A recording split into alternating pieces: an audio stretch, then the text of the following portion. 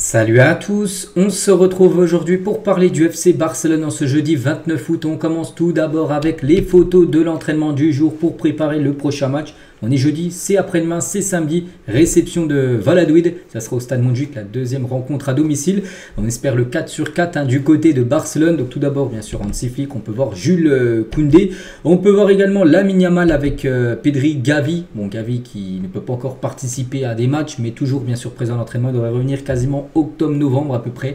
C'est dans ces eaux-là le retour de Gavi qui a été blessé en novembre 2023. Il aura loupé un an de compétition et l'équipe gagnante, tiens, parce qu'il y a eu quelques matchs en fin d'entraînement. Et c'est cette équipe qui a gagné tout simplement le petit tournoi qui avait été organisé en fin de l'entraînement. Et concernant les journalistes, qu'est-ce qu'ils pensent des premiers pas, on peut dire, d'Hansi Flick. Donc Hansi Flick a beaucoup de mérite jusqu'à présent au Barça. Il est arrivé dans une équipe avec beaucoup de blessures, d'autres joueurs indisponibles en raison des Jeux Olympiques, presque aucune signature et d'autres recrues qui n'ont même pas pu faire leur début. On pense à Daniel Mo qui a loupé les deux premiers matchs. Et surtout, le reste quand même, leader du championnat avec 9 points. C'est vrai qu'il y a eu plein d'obstacles, plein de montagnes à gravir. Et tout ce qu'il avait, les problèmes en gros, il n'y a pas de problème en gros pour lui. Il fait du 3 sur 3 en victoire. Donc pour l'instant, les débuts sont parfaits bien sûr pour Hansi Flick. Les unes aujourd'hui, tout d'abord la une du journal Sport, ça parle de Marc Bernal et Força Bernal. Parce que Marc Bernal, on sait avant-hier, il s'est blessé. Et hier, j'ai dit, il a passé des tests et ça sent pas bon. On redoutait un ligament croisé et c'est ça, communiqué médical. Donc Marc Bernal, c'est le communiqué médical officiel de la part du Barça. Bernal souffre d'une rupture du ligament croisé antérieur du genou gauche et d'une blessure associée au ménisque externe. Il subira une intervention chirurgicale dans les prochains jours. Donc voilà, c'était ce qu'on redoutait. L'une des pires blessures, je pense, avec le tendon d'Achille. Donc voilà, c'est une blessure, une catastrophe en gros. Donc c'est un gros coup dur bien sûr pour ce tout jeune joueur. Il a 17 ans, il a joué pas mal de fois en ce début de saison, je pense. Il aurait pu jouer, il n'aurait pas été blessé, je pense, ça aurait été un joueur très important toute la saison et il se blesse. Donc la blessure de Marc Bernal est la même que celle de Gavi, une rupture de ligament croisé antérieur ainsi qu'une blessure associée au ménisque externe. Et comme j'ai dit, tiens, Gavi, on a parlé juste avant, blessé depuis novembre, toujours pas de retour, retour en compétition. Donc voilà, lui normalement retour, c'est un an. Quasiment septembre 2025, il va louper toute la saison. C'est terrible quand même à 17 ans. Beaucoup de force bien sûr à ce tout jeune joueur. Donc il sera absent environ 10 à 12 mois. Voilà, un peu comme à l'image de Pedri, ou de Pedri ou de Gavi même. Pedri aussi une grave blessure dans le passé. Donc voilà, c'est terrible. Donc Fermin qui a lui envoyé un message. Nous sommes avec toi, tu reviendras plus fort. Fermin Lopez lui a envoyé un petit message. Plein d'autres joueurs comme Juan Martinez. On ne joue pas au Barça, il joue au Real Madrid. Et c'est un jeune joueur de 16 ans. Et pareil, il a été ligament croisé là il y a quelques jours. Et il a dit, donc en gros, c'est un obstacle en gros sur notre carrière. Voilà, donc c'est vrai que c'est terrible, comme toutes ces blessures, et c'est qu'il y en a de plus en plus. Et actuellement, la liste actuelle des blessés du Barça, ça commence à se remplir. Donc Ronald Araujo, blessé, et lui devrait revenir. Araujo, n'oubliez pas, décembre-janvier, c'est pas pour maintenant. Donc Gavi, j'ai dit, octobre-novembre. En dessous, Fati, Fati, j'ai pas de nouvelles, mais là, d'ici, il est encore pour au moins un mois.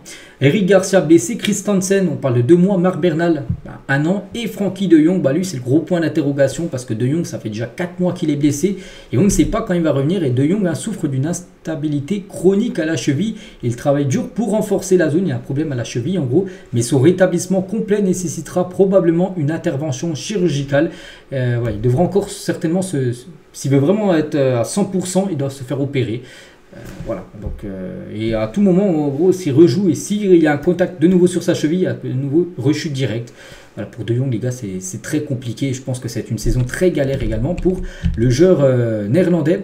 Et c'est vrai que le Barça s'inquiète de la malchance qu'ils ont avec les jeunes qui subissent de graves blessures très tôt dans leur carrière. Marc Bernal bien sûr, Pedri aussi et des graves blessures, Gavi, il y a qui Baldé, là je crois que c'est Baldé ou je sais pas en bas à gauche, c'est qu'il y a pas mal de jeunes joueurs du Barça, très 17 ans, tout ça qui se blessent. On espère qu'il y a un joueur les gars qui est exceptionnel, Lamine Yamal, pour l'instant épargné des blessures, on espère qu'il ne va pas être touché par ça, peut-être certainement dans sa carrière mais pas maintenant. Voilà, parce que c'est terrible quand tu loupes un an les gars, c'est beaucoup dans une carrière. Une carrière, ça dure peut-être 15 ans, tout dépend quand tu commences, tu loupes un an. C'est quand même beaucoup de mois de compétition de louper.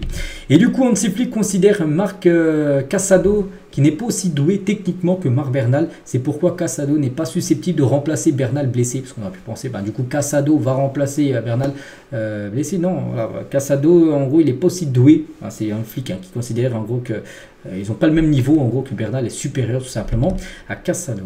Et du coup, le Barça n'exclut pas d'aller sur le marché pour trouver un milieu de terrain pour remplacer, bien sûr, Marc Bernal. Ils ont pensé à ce joueur. Le Barça fait une offre à Liverpool pour récupérer Stefan Bajcetic en prépayant 4 millions d'euros sans option d'achat. Donc c'est un joueur qui joue milieu de terrain. Et en gros, il le voulait. Ouais, il voulait payer 4 millions d'euros pour l'avoir un an en prêt. Et du coup, le problème, c'est que ce joueur, le Barça fait une offre, mais trop tard, on peut dire, parce que c'est confirmé. En gros, par rapport au Barça fair play financier, en gros, que ça va pas être jouable. Et surtout, le joueur, les gars, va partir du côté de Salzbourg. Donc s'il va à Salzbourg, il va pas au Barça. Voilà, donc il y a même le Erwigo, c'est parti de Fabrizio Romano. Donc voilà, c'est encore une piste en moins, on peut dire, du côté du Barça. Donc un joueur comme devrait débarquer au milieu de terrain pour remplacer Bernal blessé. Tiens, une autre piste qui tombe à l'eau, et ça c'est quand même dommage. Federico Chiesa, Liverpool Erwigo. Voilà, donc c'est vraiment dommage. Pourquoi? Surtout quand je vois le prix du joueur, 13 millions d'euros. Oui, 13 millions d'euros, c'est une somme quand même énorme. Et si on compare maintenant avec des ailiers gauche actuels où ça dépasse les 70, les 80 millions d'euros, là c'est 13 millions d'euros. Comment le Barça n'a pas pu laisser filer Chiesa qui était apte à venir. Il a même attendu le Barça, on a parlé il y a quelques jours et du coup le Barça n'a rien fait, n'avançait pas ses pions. Et du coup Liverpool ils sont venus, boum, ils achètent le joueur, 13 millions. Donc contrat de 4 ans pour l'Italien. Bon oui, c'est vrai que Chiesa la saison dernière n'a pas été exceptionnel. Mais c'est un joueur, je pense, qui aurait pu être très utile du côté du club. Et du coup, voilà, il va signer du côté de Liverpool. Tu as des nouvelles aussi d'un ancien joueur, Marcos Alonso, qui a quitté le club. Et on peut voir qu'il jouera contre le Barça cette saison, vu qu'il vient de s'engager librement du côté du Celta Vigo. Après son départ de Barcelone, on lui souhaite bonne chance dans sa nouvelle équipe. L'autre une, on a parlé de sport, où c'était marqué Forza Bernal par rapport à la blessure. Et l'autre une, donc ça parle plutôt de Jonathan Ta. Donc offre pour Ta, offerta. Voilà, ils ont mis ce jeu de mots parce que Jonathan Ta est un joueur que le Barça aimerait avoir. Le Barça a fait une offre de 20 millions d'euros Bayer Leverkusen pour Jonathan Ta, qui aimerait quitter son club de Leverkusen soit là, soit l'été prochain en 2025. Donc voilà pourquoi il fait la une aujourd'hui de ce journal. Dans un sondage mené par Kicker, donc c'est un journal allemand, et plus de 72 000 votants, 68% pensent que Ter Stegen devrait succéder à Neuer en tant que gardien numéro 1 de l'Allemagne. Ils ont mis pas mal d'autres noms parce que Neuer, c'est fini, il n'est plus il a pris sa retraite internationale et en gros ils ont mis tous les gardiens allemands là, donc du Leno, Nubel, Kevin Trapp et Ter Stegen 68%. Donc voilà, du côté de l'Allemagne ils veulent que ce soit le gardien du Barça maintenant, le gardien numéro 1. Du côté de la Mannschaft, ce serait tellement mérité, il a attendu tellement cette place là. Parce que Neuer l'a bloqué comme tout le long de sa carrière et maintenant c'est enfin, on peut dire, le bon moment pour Ter Stegen. Aujourd'hui les gars, jour de tirage au sort de la Ligue des Champions, les phases de poule c'est tout à l'heure, 18 h, ça sera Monaco, voilà, ce tirage au sort. Donc à 18 h, bon un peu plus, qu'il y a toujours un peu une cérémonie un peu avant, 18 h 30 peut-être on connaîtra tous les adversaires, les 8 adversaires du FC Barcelone, 4 matchs à domicile, 4 matchs à l'extérieur. Et donc Deco ne sera pas présent au tirage au sort la Ligue des Champions car il est au Portugal pour des raisons personnelles. Le vice-président Rafa Just et Bojan Krikic seront présents, voilà, par rapport à la délégation du Barça du côté, bien sûr, de ce tirage au sort. Et voici les 36 équipes parce qu'il y a pas mal d'équipes. N'oubliez pas que c'est un nouveau format, il y aura des matchs, n'oubliez pas, le mardi, mercredi, mais également le jeudi de Ligue des Champions. Pour les phases de poule, après quand ça repassera au 8e quart, ça repassera sur le mardi, mercredi. Mais voilà, c'est que le Barça joue le jeudi soir, mais pas en Europa League, ça, non, ça sera de la Ligue des Champions.